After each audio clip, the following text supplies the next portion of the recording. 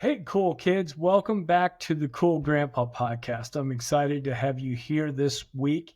This is going to be the first weekend in March, so I'm a little excited because I'm a baseball fan and pitchers and catchers are back at camp. In fact, I think we even have some spring training games that are starting up where we're starting to see some of the rookies and some of the people that were on the minor league team come up and play with some of the major league teams, and everybody's getting their roster sorted out. I mean, everybody has got this, I don't know, it's like that John Fogerty song, right? Center field. The grass is getting cut, spring's coming, summer's coming. We're excited to see some of the great baseball that's available to us.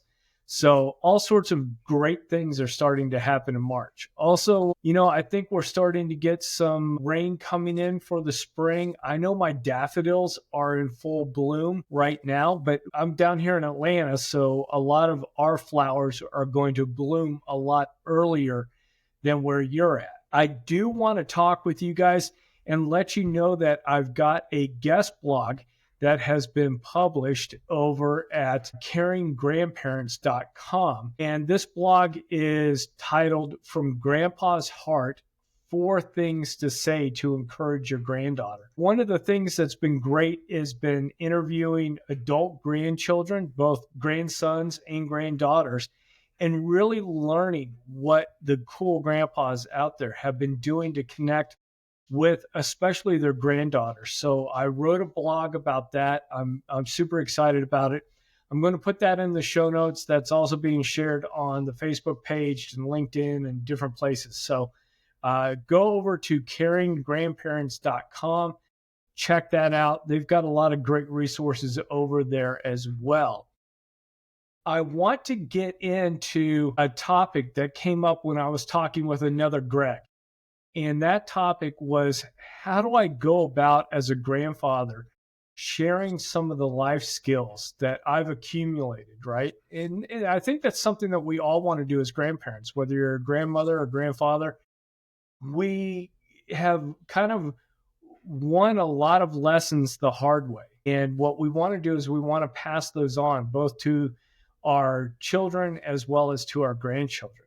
And I'm just going to talk about a couple of different ways that we can do this. There's certainly more ways, but what I hope this does is really get your mind thinking in terms of being creative on how you present life skills. The last thing our grandkids are going to want is to sit down in any kind of formal setting, similar to school, similar to anything that's being lectured. What they're going to want us to do as grandfathers is be able to show and share as much as possible. And again, let me say that, show and share. So what I want to do is talk about one of the things that was super impactful in my life. When I was younger, my dad did this with me, actually. And that was, he was in a position where as I was starting out like 8, 9, 10 years old, all the way through my teenage years, every so often, I would be able to go on business trips with him. And this was fantastic. And of course, this is back in the 70s, 80s, 90s. And what was going on then, we traveled differently, of course, back then. You could walk up to gates. You could do all sorts of things in airports that you can't do now. But by going on those business trips with him, I was able to learn how to print out boarding passes, how to go and find your gate, how to make sure that you secure both your carry-on items as well as your checked bags before those bags get checked. A lot of times in airports, and of course I'm talking to grandparents, so you're going to remember this was a thing when people could just walk in and out and walk through gates and all sorts of things. People would sometimes just grab bags. Somebody would put a bag down and they would be talking to a gate agent. They would be talking with somebody. They might just not be paying attention. And you had a bag that was on the ground and somebody could come by, scoop it up, and be down the gateway before you really knew that your bag was missing. And so there was things like being able to make sure that you stepped inside of the loop if you had a over the shoulder kind of bag, right? Whether it was like a gym bag or whatever it is, standing inside, little life skills that come into play, making sure that you've got that boarding pass, your IDs, everything easily accessible, ready to go. Also, and this is especially true when we're doing a lot of paper boarding passes and things, is learning that when you get onto an airplane and you've got your ticket and you're in your seat, do not get out of that seat, even if somebody comes up and says they've got that seat. As soon as you give up that seat, then you've lost all your kind of negotiating power. Besides that, somebody might have made a mistake, whatever. It was definitely instilled in me that you keep your seat and then you work out whatever issues might be going on. So, as a grandfather, one of the things that I can do to help instill some of the life skills with just traveling around would be, when it's possible, to take my grandsons, my granddaughters, maybe not on business trips with me because maybe that's not appropriate. Maybe I also don't have the same situation that my dad had, but being able to do some trips where it's one-on-one, and when they're 10 years old, you're doing things like, hey, what gate do we go to? Hey, what track is our train on? Making them and helping them talk to other adults, when you're checking a bag, having them do those conversations.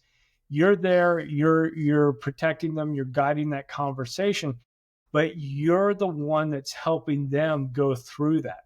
I know when you're traveling with a bunch of kids, sometimes it's easier for mom and dad everything's on phones now, just to jump in, have those conversations. I've got 4 checked bags. Here's our itineraries. Here's the IDs, everything, and go. As a grandfather, if we're thinking about it, we can take that time to really show up early to wherever we're traveling, however we're going, and kind of let the granddaughter, be the one that finds out how to navigate through an airport by using the signage, by being able to do those things.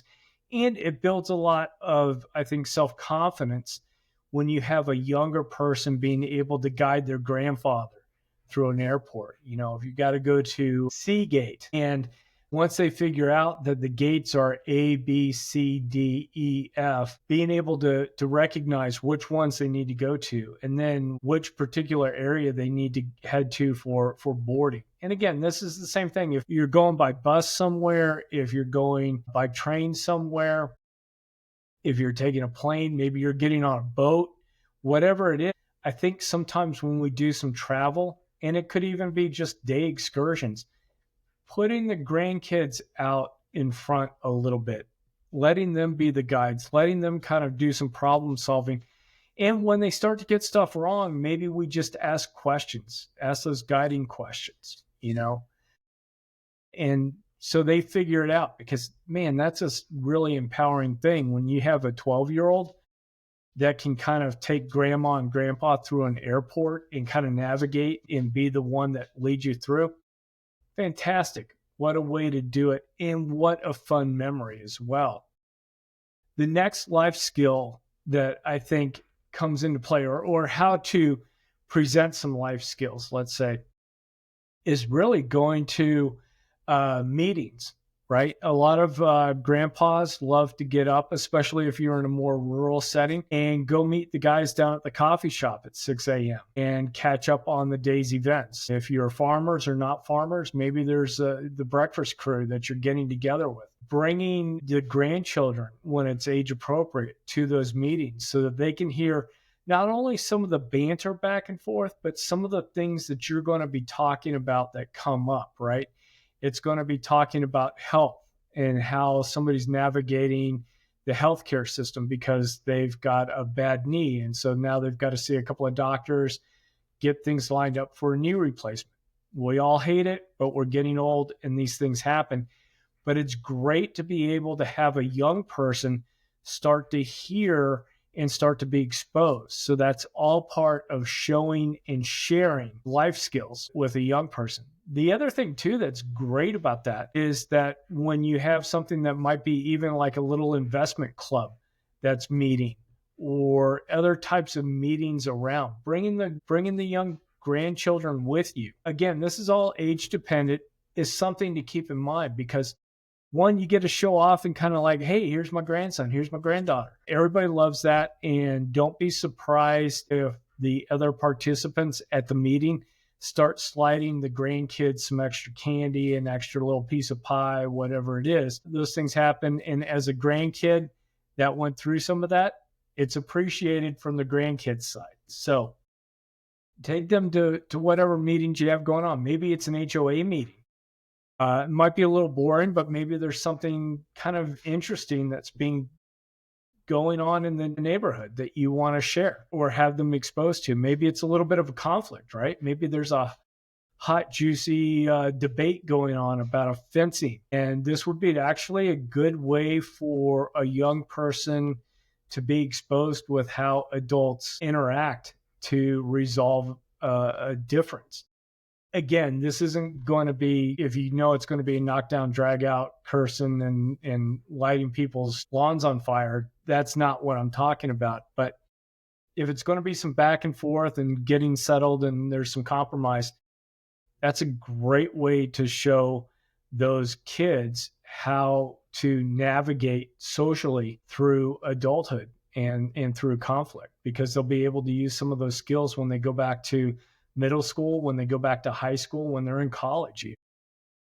The other way to really help kids with life skills is, and this is one where we're going to tread a little bit lightly on, but having some discussions around money when it's, and what I mean by that is not necessarily how much do you have in the bank and talking about that, but going through and maybe helping to reinforce whatever the parents are doing in terms of some basic, I think,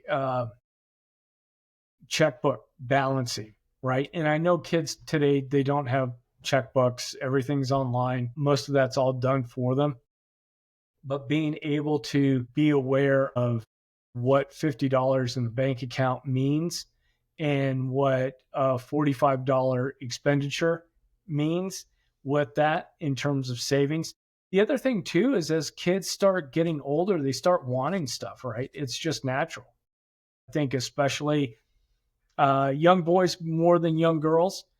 Sometimes we start to get our eyes on sports cars, on fix 'em up trucks that we want to be working on. Sometimes somebody might have taken an auto shop class if they're at a school that still has that, and they want to try to fix up a car. And so now they need to start talking about, how do I pull money together? How do I get a job to pay for that? How do I do these things? And that's a great way for grandparents to come in and talk about that, because a lot of times we're going to address this in a really non-threatening type manner. Meaning mom and dad may have had it up to their eyeballs with kids asking for money. Grandparents may not have been exposed to all that. So we might be coming at this with a little bit different energy and being able to help the kids out with understanding about getting summer jobs, whether it's lifeguarding at the local pool, maybe it's cutting grass, maybe it's doing something different, and then being able to save up and put money away. The other thing that would be, and I've seen this done too, is if you have any kind of business meetings that you have when it's age appropriate and subject appropriate, taking the grandkids. I mean, if it's a case of they need to put on a button-up shirt or, nice slacks or be presentable in that environment, that's actually a really good thing. It teaches them that the setting and the environment kind of dictates the clothes. And also it helps set the tone for the meeting, right? So if you've got some investment meetings, if you have some different things going on, expose the grandkids to that. Let them start to hear the language of money. Let them start hearing about interest and risk. Let them start hearing about passive income. Let them start hearing about different things. And when it comes from grandma and grandpa, that can be a really good thing, because they're not going to roll their eyes as quickly as if this comes from mom or dad or even a teacher at school if they're having a financial literacy course. The other part around the money is something that has been fun that I know a few families have done, would be doing kind of phantom stocks right? And you can do this with spreadsheets, and you can do this a couple of different ways. And that would be doing something like even having a little bit of a competition. Again, this is age appropriate and do with this as you will.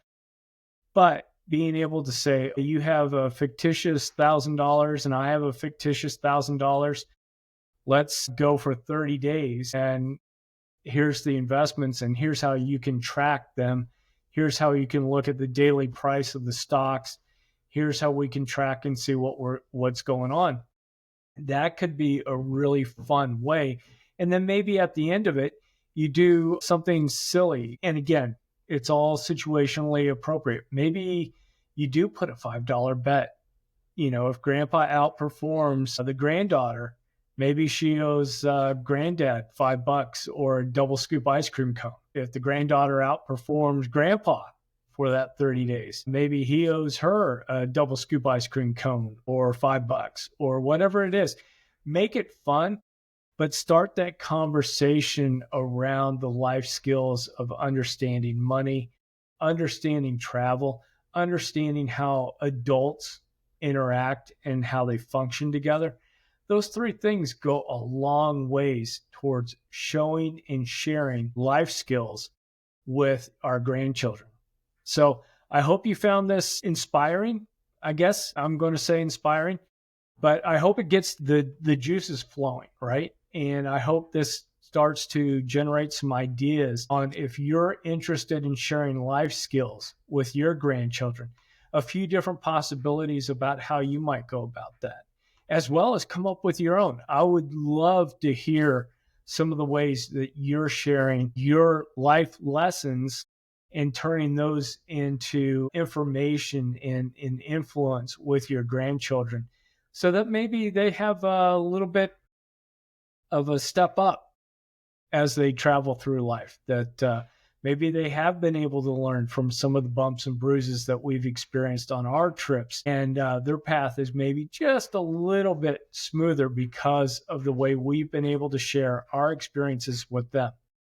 So I'd love to hear from you. Please leave me some comments below. Let me know how you're sharing life skills with your grandkids. I'd love to learn from you. And again, before I go, remember to head over to caringgrandparents.com. Check out that blog that I wrote. I think you'll really enjoy it. It's from Grandpa's Heart, 4 things to say to encourage your granddaughter. And without further ado, let's go ahead and wrap this thing up. And I want you to remember to stay cool.